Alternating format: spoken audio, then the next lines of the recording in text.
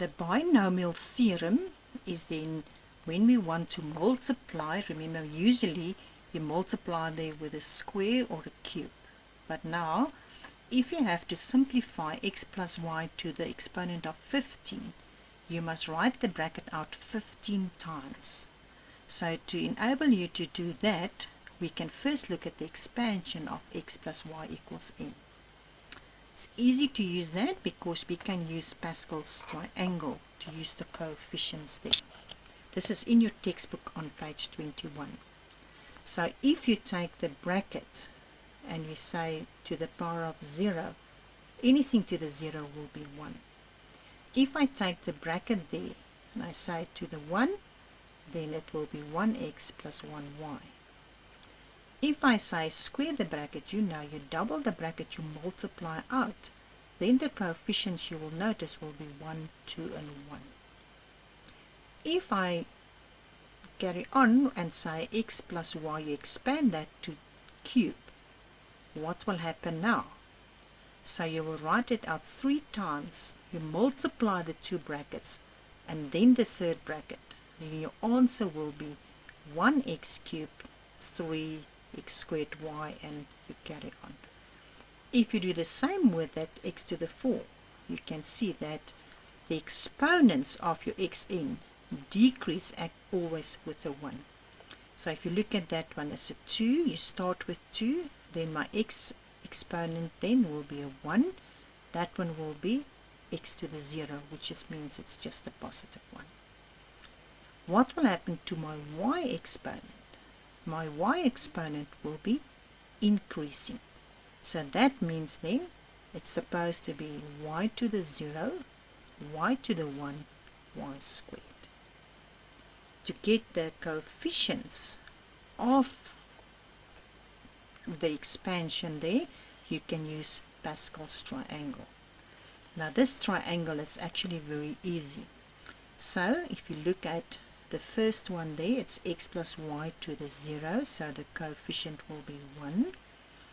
If that's a 1, you will see then you've got 1x, 1y, like we did with the previous one.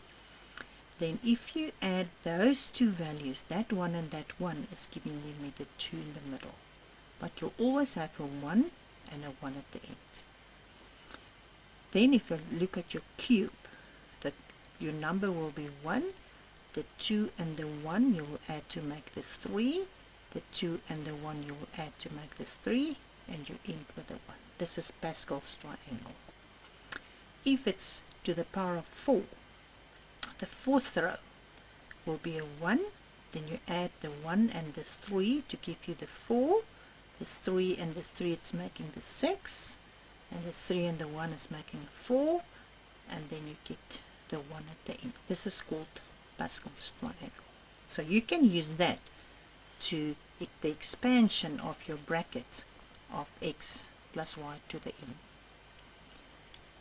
But there's another way we can also do that, and that's the factorial notation. Now factorial notation is just a shorter way to do Pascal's triangle. Now if I say to you, a factorial is the product of the natural numbers, which starts at 1 and you multiply up to the number. So if it's then 3 and that exclamation mark, in maths we say that's factorial. So that means you start with 3, multiply with 1 less number, 2, multiply with 1 less, so that's 6. So factorial is the product of the natural numbers which start at 1 up to the number. So if I say to you 5 factorial, if I say 5 let's just write it, 5 factorial, it will then be, you start with the number, you times then with 4, the next number will be 3, the next number will be 2, and you stop at 1. And then you multiply those numbers there, and that's your answer of 5 factorial. You can also have a look on your calculator. If you look at your calculator, there's your factorial sign there. So if I want you to do that there, and I will say then 3 and then factorial, you say shift, factorial, and you put the equal. Your calculator is doing then 3 times 2 times 1. If I say to you 5, then I use the shift, and then the factorial sign, 5 factorial, is then equal to 120. So that will be my 5 times the 4 times the 3 times the 2 times the 1. So that is then 120. So that's factorial. So now we're going to use that notation to find the coefficients of my brackets there. Okay, so in Pascal's triangle, we want to calculate the binomial coefficients. So if you want to use the factorials, means then sometimes I'm going to ask you, let's find the third coefficient in the fourth row. The third coefficient in the fourth row. So because I want the fourth row, I can say 4 factorial, right? I want it into the sixth row, so that means then it will be 2 factorial 4 minus the 2, right? So that's giving me 6. Or we can use the following notation. The formula I can use to find the coefficient in the n plus 1th row position in the nth row will be n over r, so that's your notation, is then n factorial r factorial n minus r. So if I say n over 0, it will always be a 1. If you look at your Pascal's triangle, it will always be 1 there. So that's your position there. Okay. If I want to calculate this then, let's say, if I want to calculate the fourth row and that third position. Remember, the third position will actually be a 2. I will explain to you now later on. You can use your calculator with a combination there. Right, can you see on the calculator, you've got the button there. Let's just show you there. So the button there, it's NCR. So if I say NCR, that one there, then I can say, so if I can use this one here, then I can say 4 and 2. Then I will say it's combination, so I first do the shift, the 4, and then combination, and that's that NCR, and then I will say 2. So that will be 4 combination 2. And this is this one here, 4 combination 2, and then I press the equal sign, and that's a 6. So that's giving me a 6. So you can either use the factorial or you can do the combination or the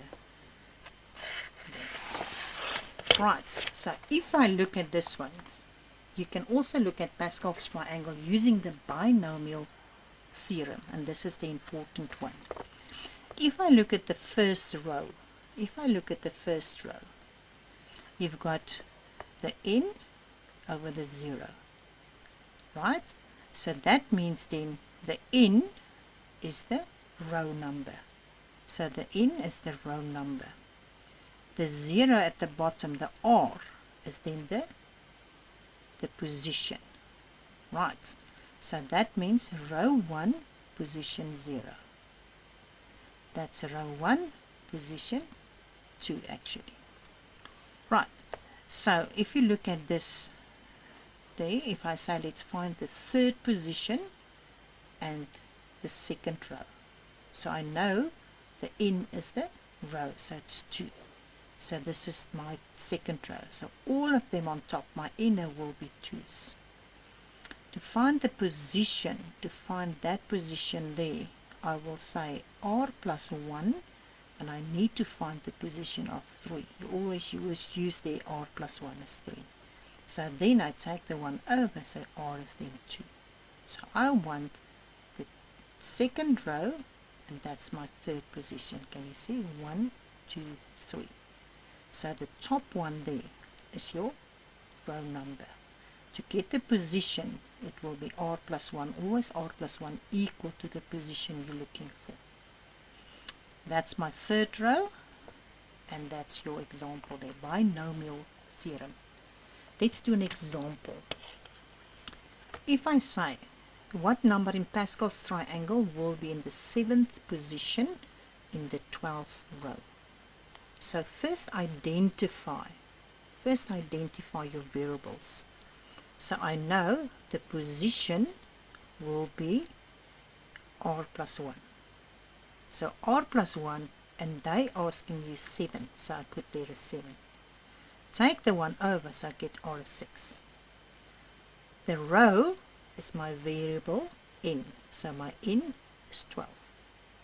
So now I can write it as a combination. So it will then be the row, and that 6 is my r value, so it's n over r. Right, and that's equal to 924.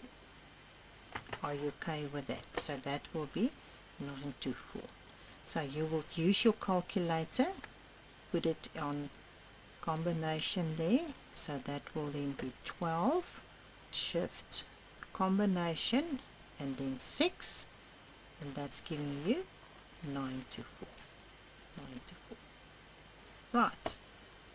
So if you go back and you want to do the theorem itself in terms of n, so I can do my expansion, a plus b to the n. So that means it's your row number. N is your row number. So the position there will always be r plus 1 equals that value there. So that will be my r, and this a to the n will be your coefficient. So then you'll see your a to the n, you start with a to the n descending power of a. So it's a n minus 1, a n minus 2, that means a to the power of 1, and that means then a to the power of 0. Your second one there will be increasing power. So first start with b to the 0, which is a 1, then it's b to the 1, b squared, and so you can carry on n minus 1, and you end with b to the n. So to get the coefficient, you use the combination, and if to get the number there, you use a plus b. So note the following. The top number, n, right? The top number of the binomial coefficient is always the n. So if that is a 5, that will be a 5 there. The bottom number of the binomial starts always with a 0. Okay, so it will be a 0, and then increases with 1 until it reaches n. The first term has a to the n, exponent decreases, so you start with a to the n, the first term is a to the n, decreasing there. Your b, your second value, starting with a 1, and it's increasing there. Right, so, and n must always be a whole number there. Just remember, if you say n combination 0 or n over n, it's always a 1, and n over 1 will be a n. And so we can now do a formula for the binomial, and this will be given to you. So this means then, if I want to do an expansion of a plus b to the n, this means the sum of, this is sigma notation, that's sum of. You start with r equals 0, and you go up to the n. That n and n will be the same. Your combination will start n over r. If I look at the first one, you'll always say then n minus the r, and then b, you'll start with the r. So this is a very important formula. Now let's apply that one then.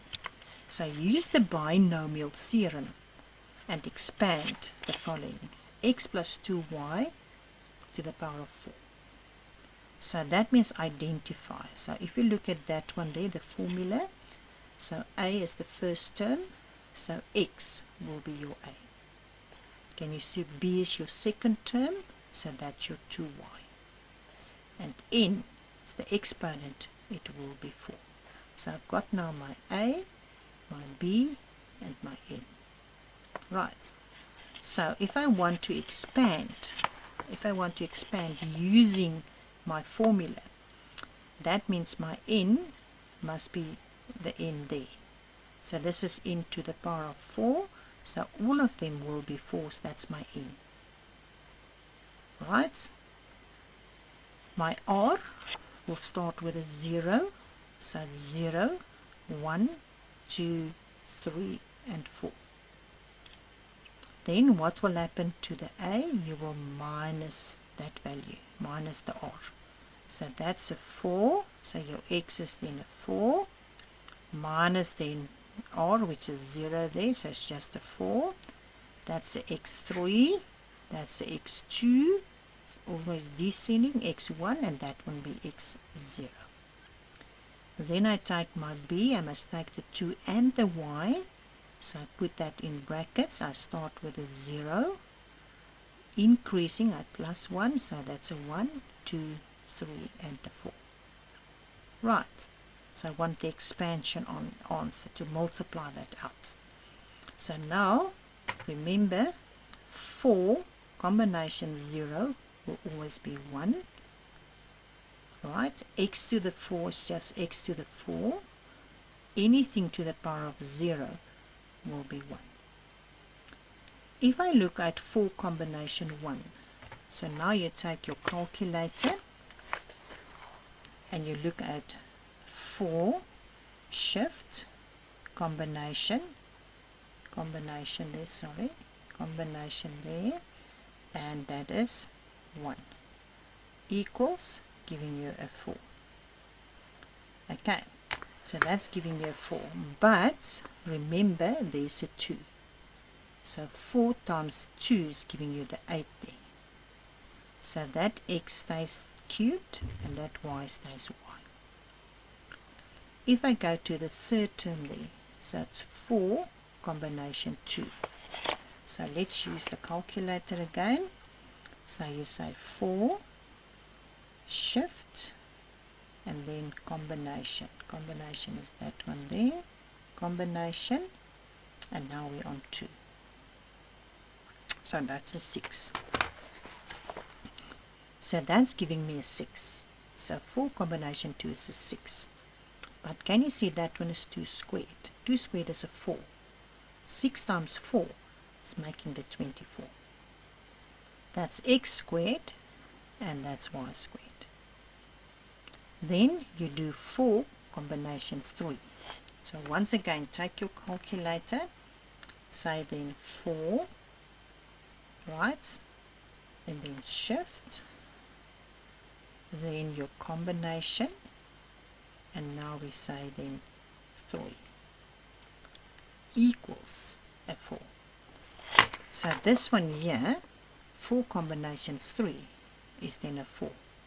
But look at that one, 2 cubed is a 8. 4 times 8 is giving you the 32. My x is x and my y's got the cube. 4 combination 4, we know it's a 1. Right? X to the 0 is also a 1, but 2 to the 4, you know it's 16, y to the 4. Okay, that is if you want to expand. Sometimes we only ask you a certain question. So we say then, determine the coefficient of x to the power of 4, coefficient of x to the power of 4 in that expansion. So we know my rule, my binomial theorem state, that's my formula. So let's identify.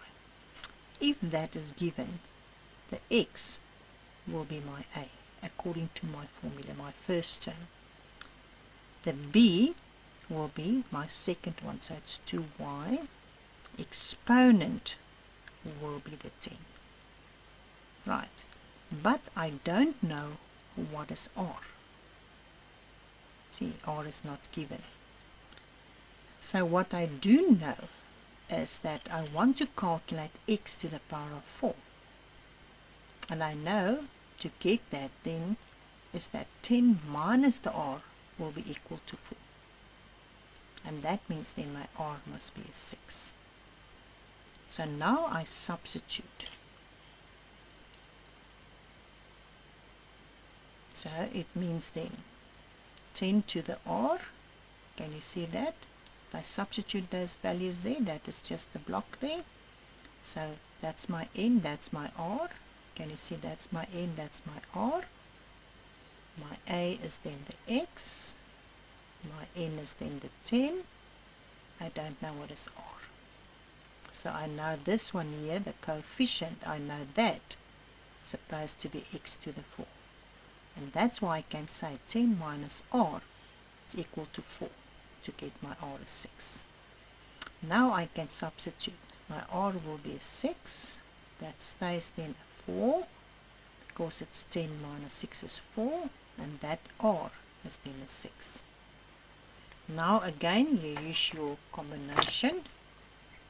So that means then, if you look at that as then 10 combination 3, so it's 10, and then combination, and then it is 6, and that's giving me 210. But I've got now my 210, but I've got 2 to the power of 6. So I must still times 2 to the power of 6. 2 to the power of 16. So that's why I've got 13440. Right, so what will happen to your variables? It will be x to the 4, y to the 6. So what is the coefficient of x to the 4? So you just ignore the x to the 4. You get 13440, y to the 6. Okay.